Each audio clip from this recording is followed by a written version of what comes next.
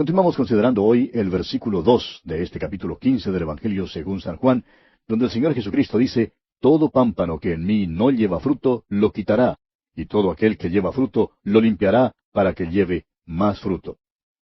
Decíamos en nuestro programa anterior que las dos palabritas «en mí», es decir, «en Cristo», significan ser salvado.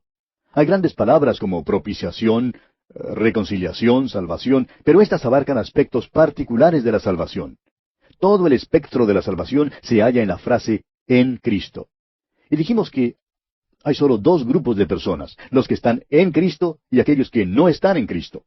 Ya hemos mencionado que uno llega a estar en Cristo al confiar en Él como Salvador personal, llegando a ser así un hijo de Dios por la fe. Un creyente es renacido por el Espíritu de Dios, y luego el Espíritu mora en ese creyente. El Espíritu Santo hace otra cosa. También bautiza a cada creyente en el cuerpo de Cristo.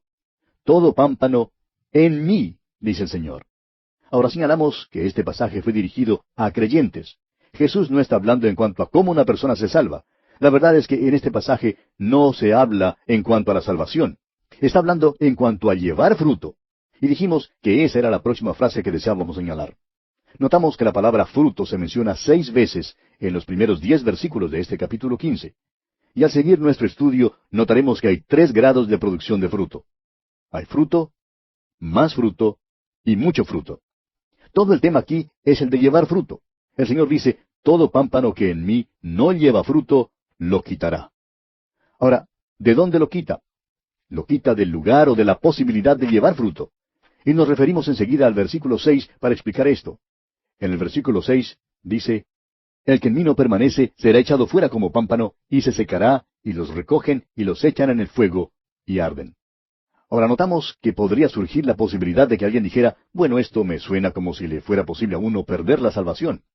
Pero recordamos que este pasaje no está hablando en cuanto a la salvación, sino en cuanto a la producción de fruto. Habla en cuanto al resultado de la salvación. Pasamos luego a considerar cuál es ese fruto. Y dijimos que no creíamos que el fruto aquí sea el ganar almas como lo creen tantas personas.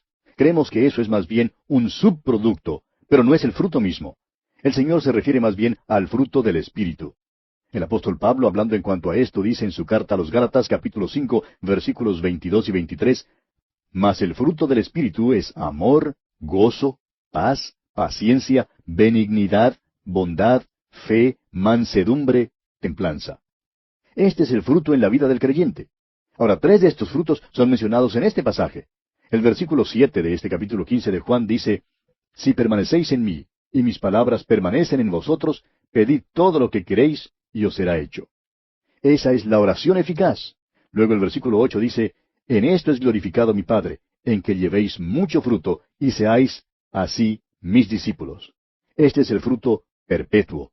Y el versículo 11 luego dice, «Estas cosas os he hablado, para que mi gozo esté en vosotros, y vuestro gozo sea cumplido». Y esto, dijimos, es el gozo celestial.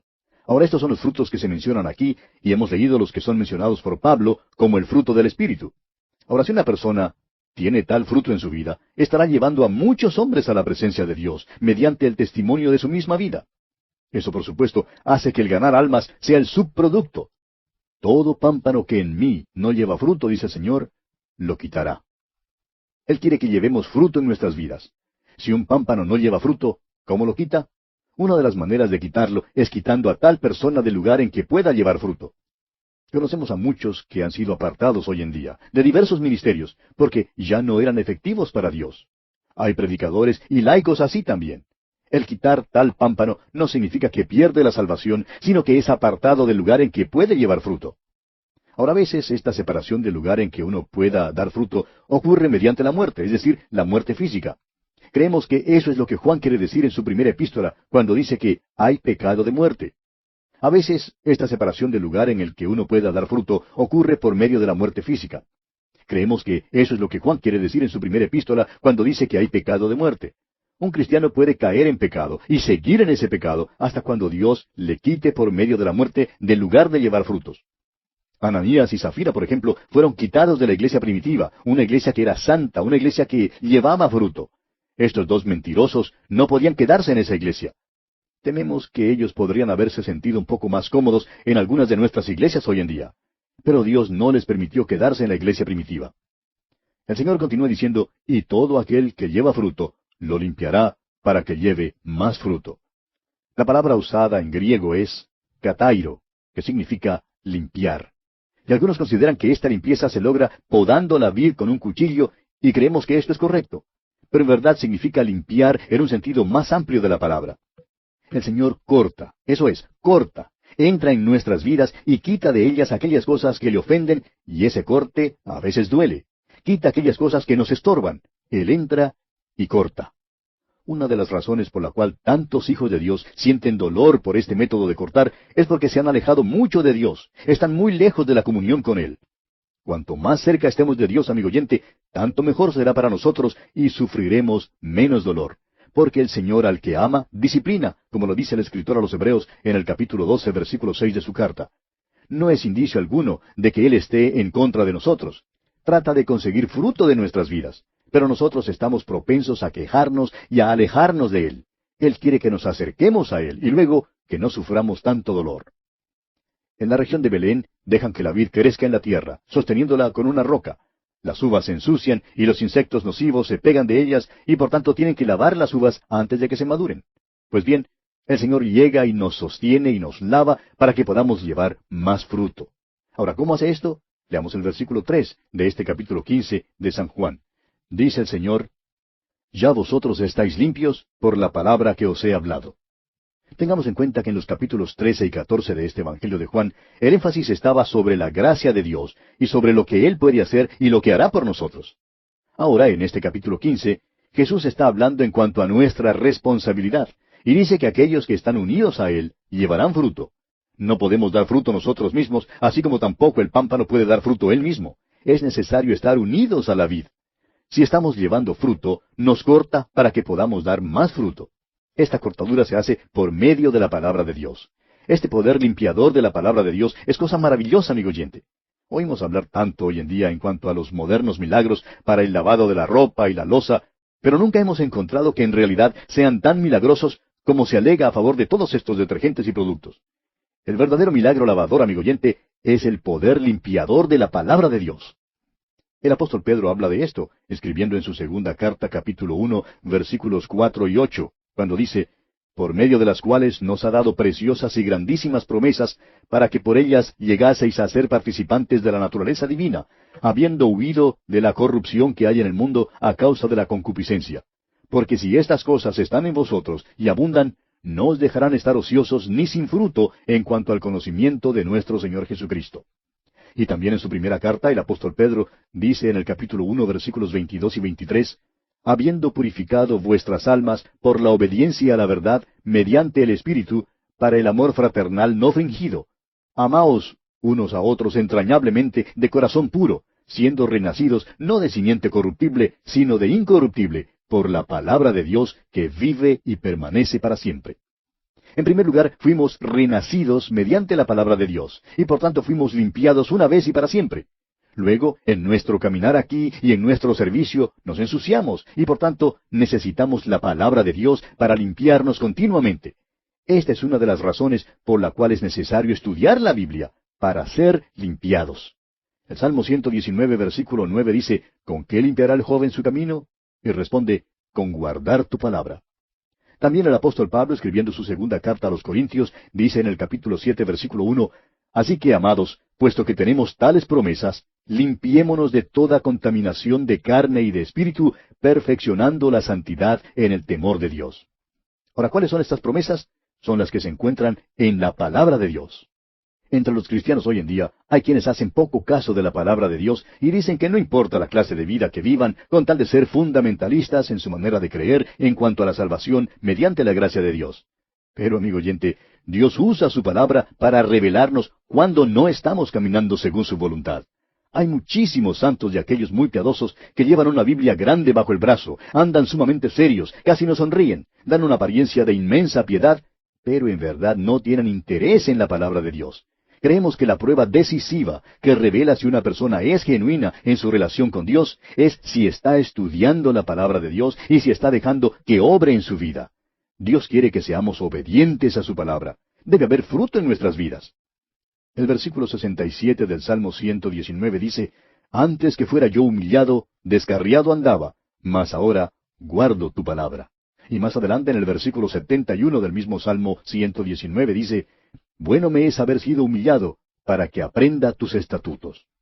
Él nos limpia por medio de la palabra de Dios. Amigo oyente, Él usa la aflicción para traernos a la palabra de Dios, para que usted y yo le podamos ser útiles. No creemos que usted jamás será limpio ante Dios si no llega a la palabra de Dios para estudiarla. Creemos que los que son en verdad peligrosos son aquellos que son tan activos en las iglesias hoy en día, pero quienes no están dispuestos a estudiar la palabra de Dios. Siempre aceptan los oficios y los cargos públicos y por eso precisamente son tan peligrosos.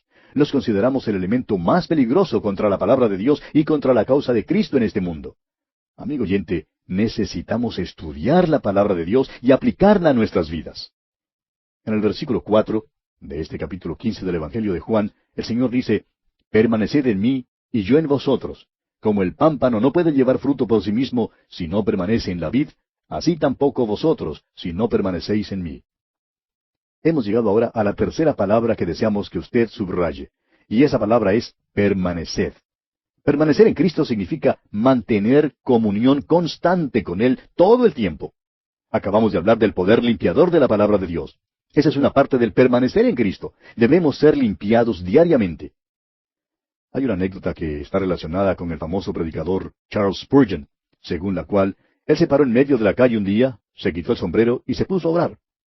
Uno de sus diáconos vio esto y le preguntó que si en verdad estaba orando allí en pleno tráfico. Ahora recuerde usted que el tráfico en aquel entonces no era como lo es ahora. El señor Spurgeon dijo que sí, que había orado. Dijo que una nube había pasado entre él y su Señor y que había querido quitarla y que por tanto se paró para confesar a Dios su pensamiento malo. Amigo oyente, necesitamos ser limpios para poder permanecer. Necesitamos confesar nuestro pecado al Señor y quedarnos en comunión con Él. Y luego debemos guardar sus mandamientos. En los versículos 10 y 14 de este capítulo 15 del Evangelio de Juan, el Señor dice, en el versículo 10, Si guardareis mis mandamientos, permaneceréis en mi amor, así como yo he guardado los mandamientos de mi Padre, y permanezco en su amor. Ahora en el versículo 14 dice, Vosotros sois mis amigos si hacéis lo que yo os mando. Sabemos que hay muchos himnos que hablan de que Jesús es nuestro amigo y de que Él es humilde. Y de una manera bondadosa, deseamos decir lo siguiente. Hoy en día no hay ningún humilde Jesús, sino un Cristo glorificado que está a la diestra del Padre. Y el llamar a Jesús amigo mío es cosa sentimental, y si lo hacemos, en verdad nos equivocamos. Si yo digo que el presidente de mi país es mi amigo, lo rebajo a mi propio nivel. Pero si Él dice que yo soy su amigo, bueno, eso sí es maravilloso. Escuche lo que dice Jesús. Vosotros sois mis amigos si hacéis lo que yo os mando. No es necesaria toda esta patarata sentimental que se acostumbra hoy en día. Necesitamos examinar nuestros corazones. Amigo oyente, ¿está haciendo usted lo que Jesús mandó que hiciera? Eso es lo esencial para poder permanecer en comunión con Él. Ahora en el versículo 9, de este capítulo 15 de Juan, el Señor dice, Como el Padre me ha amado, así también yo os he amado. Permaneced en mi amor. Permanecer, como ya dijimos, significa una comunión continua. Esa es la relación de un pámpano o de una rama con la vid. Si usted ha tenido la oportunidad de ver un árbol de naranja o de manzanas, de aguacate o de mandarinas, bueno, de cualquier otra fruta, no creemos que se le haya ocurrido pensar que es necesario decirle a las ramas, a los pámpanos, que deben permanecer en el árbol, porque de otra manera no darán fruto. Tampoco habrá pensado que haya necesidad de pararse de noche para inspeccionarlos, ni llegar de repente para ver si los pámpanos se están apartando del árbol. Simplemente permanecen unidos al árbol y llevan fruto. Ahora, ¿cree usted que estamos diciendo algo ridículo? Pues bien, muchos cristianos, amigo oyente, creen que pueden vivir como el diablo toda la semana y salir al mundo los sábados en la noche y luego llegar a casa para esperar servir al Señor los domingos. Uno no puede estar en el mundo el sábado en la noche y luego enseñar una clase de escuela dominical el domingo por la mañana. Amigo oyente, debemos estar en comunión constante con Él. Y eso quiere decir, cuando uno se despierta por la mañana, cuando uno está ante su escritorio en la oficina, cuando está manejando su automóvil por las calles, cuando está en el taller, permanecer significa mantener una comunión constante en todo momento. Ahora, en el versículo 5 de este capítulo 15 de Juan, el Señor dice, Yo soy la vid, vosotros los pámpanos. El que permanece en mí y yo en él, éste lleva mucho fruto, porque separados de mí, nada podéis hacer. Tenemos libre albedrío, y podemos romper la comunión con Dios. La rompemos al no permanecer en Él, al dejar que el pecado se quede en nuestra vida, al apartarnos de la voluntad de Dios y al escoger la mundanalidad. Pero Él quiere que permanezcamos para que llevemos mucho fruto. ¿Habrá notado usted que aquí hay una analogía a la parábola del sembrador? Recuerde que parte de la semilla cayó en buena tierra y que parte de aquella semilla produjo fruto a 30 por uno. Eso es fruto. Otra parte de esa semilla dio fruto a 60. Eso es más fruto. Y aún otra parte de esa semilla produjo a 100 por uno. Y eso es mucho fruto. Dios quiere que llevemos mucho fruto. Leamos ahora el versículo 6 de este capítulo 15 de Juan. El que en mí no permanece será echado fuera como pámpano, y se secará, y los recogen, y los echan en el fuego, y arden. Vamos a decirlo una vez más. Esto está hablando en cuanto al llevar fruto, el producto de nuestra salvación. No está hablando en cuanto a cómo somos salvos. El apóstol Pablo usa otra ilustración para esto mismo en su primera carta a los Corintios, capítulo 3, versículos 11 al 14, donde dice, porque nadie puede poner otro fundamento que el que está puesto, el cual es Jesucristo. Y si sobre este fundamento alguno edificare oro, plata, piedras preciosas, madera, heno, hojarasca, la obra de cada uno se hará manifiesta, porque el día la declarará, pues por el fuego será revelada. Y la obra de cada uno, cual sea, el fuego la probará. Si permaneciere la obra de alguno que sobreedificó, recibirá recompensa. Esto habla solo en cuanto a las obras de los creyentes, el fruto en la vida de un creyente. El fuego purificará el oro y la plata y las piedras preciosas y sacará la escoria. La madera, el heno y la hojarasca se quemarán. Es el mismo tema que el de nuestro versículo que dice que las obras son echadas en el fuego y arden. Si permaneciere la obra de alguno que sobreedificó, dice el apóstol Pablo, recibirá recompensa. Creemos que la recompensa es para el fruto en nuestras vidas. Nosotros no producimos el fruto. Él es el que lo produce. Nosotros lo llevamos. Esto se hace mediante el ejercicio del don de Dios que le ha dado a usted. Si la obra de alguno se quemare, él sufrirá pérdida, si bien él mismo será salvo, aunque así como por fuego, dice el apóstol Pablo en su primera carta a los Corintios capítulo 3 versículo 15. El hombre nunca pierde su salvación, sin embargo, sufrirá pérdida. Creemos que habrá personas en el cielo que olerán como si los hubiesen comprado en una liquidación de mercaderías averiadas en un incendio, porque todo lo que han hecho será consumido por el fuego. La persona será salva, aunque no sea un pámpano que lleve fruto. El Señor está enseñándonos aquí acerca de llevar fruto y lo que Él quiere es mucho fruto.